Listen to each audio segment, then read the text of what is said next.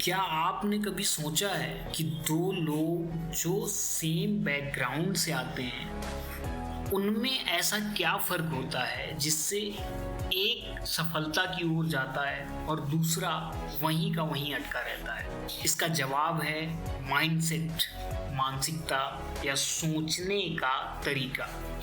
जी हाँ दोस्तों, इंसान का माइंडसेट ही ये तय करता है कि वो अपने सपने पूरे करेगा या फिर उसी सिचुएशन में फंसा रहेगा। और आज के इस वीडियो में हम इसे डिटेल में समझने वाले हैं। नमस्कार दोस्तों, मैं स्वागत करता हूं आप सबका द फाइनेंस टॉक्स पर। बिना किसी देर के आइए समझते हैं रिच वर्सेस पुअर माइंडसेट के कुछ मेजर डिफरेंसेस, और साथ ही ये जानने की कोशिश करेंगे कि इन प्रिंसिपल्स को अप्लाई करके आप अपने लाइफ में कैसे बदलाव ला सकते हैं। फर्स्ट पॉइंट है ब्लेम वर्सेस अपॉर्चुनिटीज। इमेजिन कीजिए कि दो लोग एक ही मार्केट में भेजे जाते हैं। दोनों ऑब्जर्व करते हैं कि वहाँ कोई भी शूज यानी कि जूते नहीं पहनता और अपना अपना कंक्लूजन देते हैं। पुअर माइंडसेट वाला इंसान इस सिचुएशन को नेगेटिव एंगल से देखेगा। उसका कंक्लूजन होगा कि यहाँ कोई जूते नहीं पहनता, इसलिए यहाँ जूते बेचना इम्पॉसिबल। वो इस लिमिटेशन के साथ अपनी सोच को बंद कर देता है। वहीं रिच माइंडसेट वाला इंसान इस सिचुएशन को अलग नजरिए से देखेगा। उसका पर्सपेक्टिव होगा कि यहाँ कोई जूते नहीं पहनता, इसलिए यहाँ सबको जूते बेचने का एक बड़ा मौका है। वो इस गैप को एक अपॉर्चुनिटी के रूप में देखेगा जो उसके लिए ग्रोथ और सक्सेस का रास्ता बन सकती है। ये सिचुएशन हमें ये सिखाती है कि एक ही सर्कमस्टांस को दो अलग अलग नजरिए से देखा जा सकता है। जब हम ब्लेम करते हैं तो हम अपने ग्रोथ को रोक देते हैं और लिमिटेशंस को अपनी रियलिटी बना लेते हैं।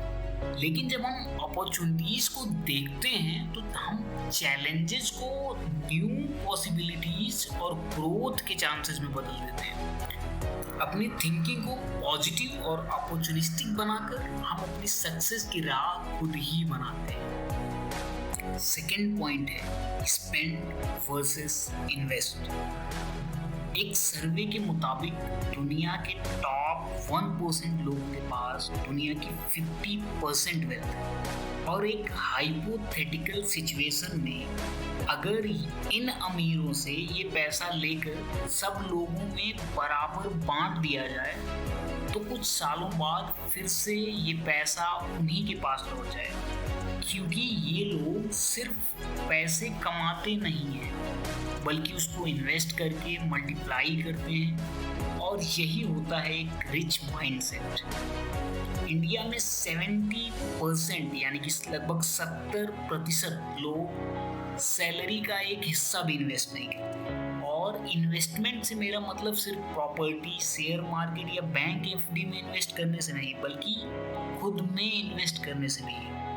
जैसे एक व्यक्ति अगर 10,000 रुपए स्किल्स बढ़ाने वाले कोर्स में लगाता है और दूसरा व्यक्ति वो पैसा एक्सपेंसिव फोन खरीदने में लगाता है, तो कुछ टाइम बाद पहला व्यक्ति अपनी इनकम डबल कर लेगा जबकि दूसरा व्यक्ति वहीं अटका रहेगा। दुनिया के टॉप 10 रिचेस्ट लोगों में 7 सेल्फ मेड है, खुद से बने हुए, क्योंकि उन्होंने अपने ऊपर इन्वेस्ट किया है।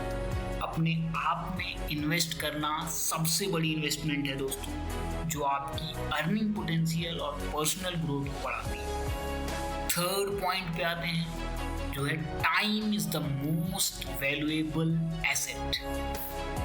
रिच माइंडसेट वाले लोग समझते हैं कि टाइम सबसे वैल्यूएबल एसेट है। अगर आप थोड़े पैसे बचाने के लिए हर छोटी मोटी चीज खुद करेंगे तो असल में आप अपना टाइम वेस्ट कर रहे हैं और बड़े गोल्स अचीव नहीं कर पाएंगे। इसीलिए रिच माइंडसेट वाले लोग दूसरों को हायर करते हैं जो उनका छोटा काम संभाल सकें, ताकि वो अपने हाई वैल्यू टास्क पर फोकस कर सकें। मान लीजिए आपकी 1 घंटे की इनकम 1000 रुपये है और आप घर के कामों में 4 घंटे लगाते हैं। आप सोचते हैं कि काम खुद करके आप महीने के 8000 रुपये बचा रहे हैं, जो शायद एक मेड को देने पड़ते।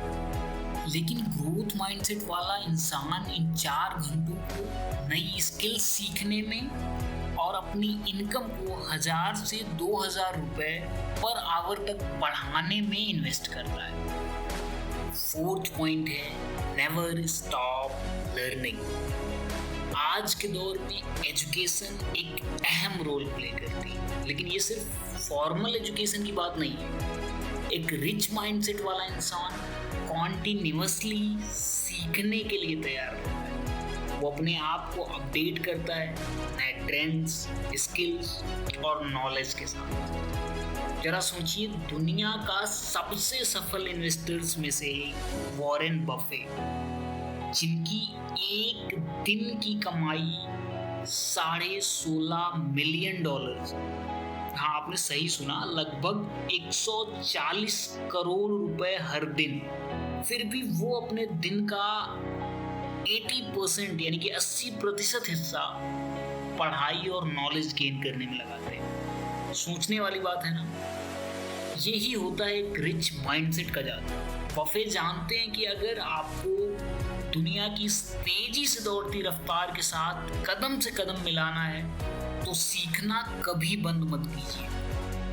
और वहीं पुअर माइंडसेट वाले लोग अपने कंफर्ट जोन में रहते हैं, वो नए स्किल सीखने में इंटरेस्टेड नहीं होते और यही माइंडसेट उन्हें आगे बढ़ने से रोकता है। 5th पॉइंट है do not show off. Imagine एक आम इंसान है जो अपनी कमाई से थोड़ा थोड़ा पैसा जमा करता है। अब ये आदमी देखता है कि आसपास के लोग महंगी चीजें खरीद रहे हैं, जैसे आईफोन, कार या महंगी घड़ियां। वो भी उनको देख के सोचता है कि अगर उसके पास भी ये चीजें होती तो लोग उसको अमीर समझते। इसलिए वो EMI पर ये सब खरीद लेता है ताकि वो अमीर दिख सके। लेकिन थोड़ा वक्त गुजरने के बाद उसको एहसास होता है कि उसकी कमाई से ज्यादा तो उसकी EMI बन गई है। उसकी जिंदगी सिर्फ कर्ज चुकाने में खत्म होने लगी है और वो सोचता है कि अब आगे कैसे चलें। दूसरी तरफ एक आम इंसान है जो अपने पास पैसे होते हुए भी ये सब खरीदने की जल्दी नहीं करता। वो सोचता है कि पहले ये पैसे किसी काम में लगाता हूँ जिससे ये और बढ़ सके। शायद वो एक छोटा सा बिजनेस शुरू करता है या कोई ऐसी चीज में इन्वेस्ट करता है जो उसको और पैसा कमा के दे सके। जब उसके पास अलग अलग सोर्सेज से इनकम आने लगती है तब वो सोचता है कि अब वो अपनी पसंद की चीजें खरीद सकता है बिना किसी कर्ज के बोझ के। और इसी कॉन्टेक्स्ट में दोस्तों, ऑथर मॉर्गन हुसेल ने अपनी बुक साइकोलॉजी ऑफ मनी में लिखा है, spending money to show people how much money you have is the fastest way to have less money. और इसका सीधा मतलब ये है कि अगर आप दिखावे में पैसे खर्च कर रहे हैं तो आप बहुत जल्द गरीब होने वाले हैं। 6th पॉइंट है strong belief in yourself. Self belief एक ऐसी शक्ति है जो हमें चैलेंजेस को पार करने और सक्सेस अचीव करने के लिए मोटिवेट करती है। चाहे कितनी भी बड़ी रुकावटें क्यों ना आए, सेटबैक्स के बावजूद भी अपने एबिलिटीज पर विश्वास और गोल्स के प्रति कमिटमेंट रखना ही हमें आगे ले जाता है। ये अंदर से मिलने वाला विश्वास हमें सेल्फ इम्प्रूवमेंट के लिए ड्राइव करता है। रिच माइंडसेट के लोगों में स्ट्रॉन्ग सेल्फ बिलीफ होता है। दोस्तों, एक वक्त ऐसा था जब विराट कोहली काफी खराब फॉर्म में चल रहे थे। लगभग 71 यानी कि 71 इनिंग्स तक उन्होंने कोई सेंचुरी नहीं मारी थी और लोग उनकी रिटायरमेंट तक की बातें करने लगे थे। लेकिन कोहली ने अपने ऊपर भरोसा रखा और उन्होंने अपने आप को और ज्यादा इम्प्रूव करने के लिए मेहनत की और आखिरकार अपने फॉर्म में वापस आए, जो उनकी डिटर्मिनेशन और सेल्फ बिलीफ का दोस्तों ऐसी ही कुछ कहानी है अरिजीत सिंह की। अरिजीत सिंह ने इंडियन आइडल में रिजेक्ट होने के बाद भी सिंगिंग बंद नहीं किया। उन्होंने अपने टैलेंट और अपने आप पर भरोसा रखा और अपने सिंगिंग स्किल्स को और बेहतर बनाने के लिए लगातार मेहनत की। आज अरिजीत सिंह 1 घंटे के शो के लिए लगभग 1.5 करोड़ रुपए तक चार्ज करते हैं, जो उनकी डेडिकेशन और सेल्फ बिलीफ की जीती जाती मिसाल है। 7th पॉइंट आता है मोस्ट इम्पॉर्टेंट, फाइनेंशियल लिटरेसी।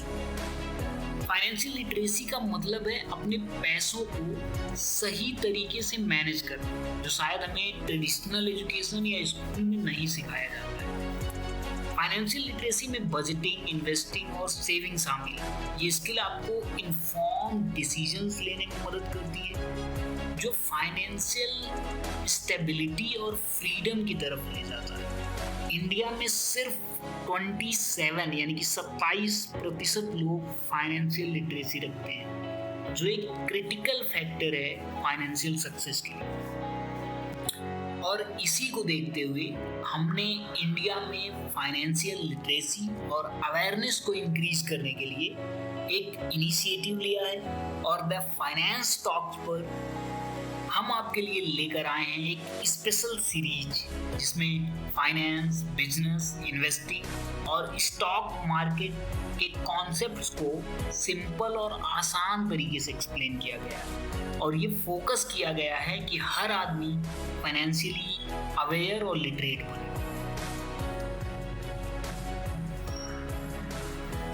अब सवाल ये उठता है कि हम कैसे अपने पुअर माइंडसेट को रिच माइंडसेट में बदल सकते हैं। ये सिर्फ तब होती है जब हम अपनी सोच और अपने एक्शंस को ट्रांसफॉर्म करते हैं। माइंडसेट का फर्क सक्सेस और फेल्योर के बीच का असली डिफरेंस होता है। माइंडसेट ही सक्सेस का असली ड्राइवर है।